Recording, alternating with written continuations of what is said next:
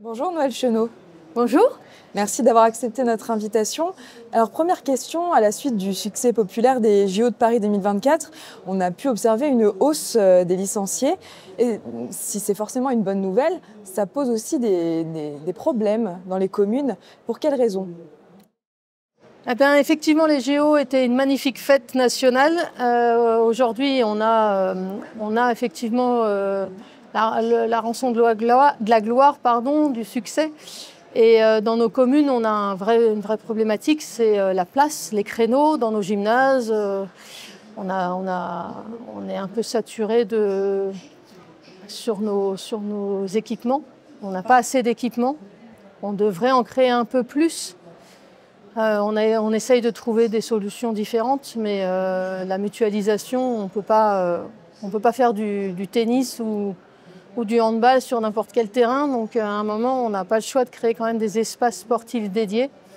Et ça, c'est effectivement très complexe. Alors moi, j'ai des clubs qui ne peuvent pas venir sur ma commune parce que je n'ai pas de place, j'ai pas de créneau. Donc j'ai un club de tennis de table qui est pratiquement 100% sur The Roi, mais qui va jouer sur la commune voisine parce que j'ai pas du tout de place pour elle, pour eux. Et après, on a essayé de sortir un maximum les clubs.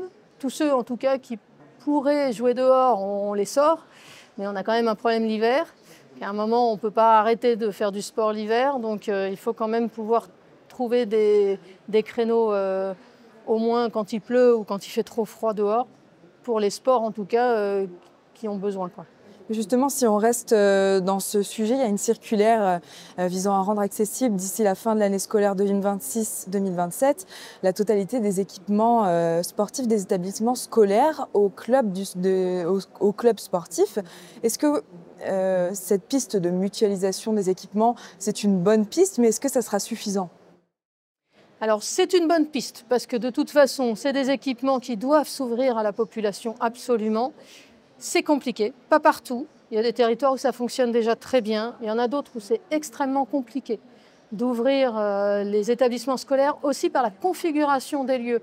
C'est-à-dire que pour accéder à un terrain sportif au sein d'une structure éducation nationale, il faut traverser par exemple l'entrée de l'établissement, etc. Et là, c'est compliqué parce qu'il y a une responsabilité par rapport au chef d'établissement, par rapport à l'éducation nationale, et ça peut être compliqué.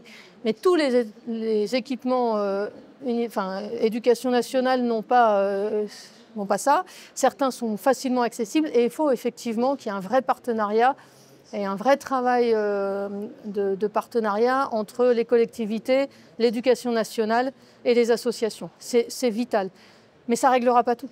À un moment, ça va ouvrir. Déjà, les structures scolaires qui ont des gymnases, c'est souvent collèges-lycées. Des collèges et des lycées, il n'y en a pas dans toutes les communes. Donc ça ne va pas tout régler, ce n'est pas magique.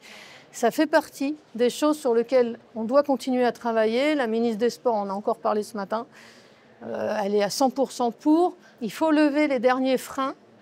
C'est un dossier que je connais parfaitement parce que j'étais gestionnaire d'établissement scolaire. Donc je sais quels sont les freins et les réticences d'ouvrir ces lieux-là à l'extérieur, mais il faut se rassurer en fait. Il faut se rassurer par des conventions sérieuses et puis pas hésiter en fait à dire à l'association qui n'a pas joué le jeu, c'est terminé.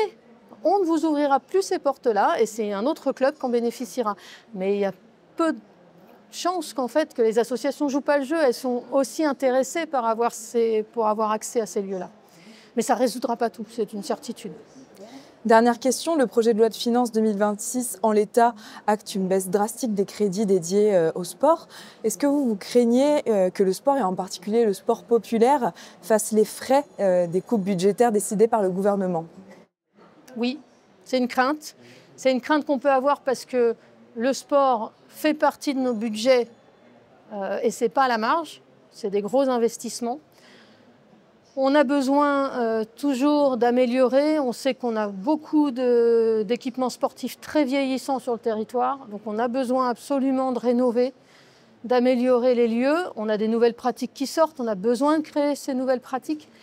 Donc oui, ça fait partie des choses sur lesquelles on est un peu alerté et inquiet. Et en même temps, ce qu'on disait ce matin, en fait, nous, dans les communes, c'est notre souffle. Le monde associatif qui tourne autour du sport, c'est notre raison d'être en fait. On a besoin de ça, quelle que soit la taille de la commune, donc on est 200 habitants ou 20 000 ou 100 000, de toute façon le sport est là, on vit avec le sport au quotidien et les gens sont très demandeurs. Donc oui, il ne faut pas baisser absolument nos budgets.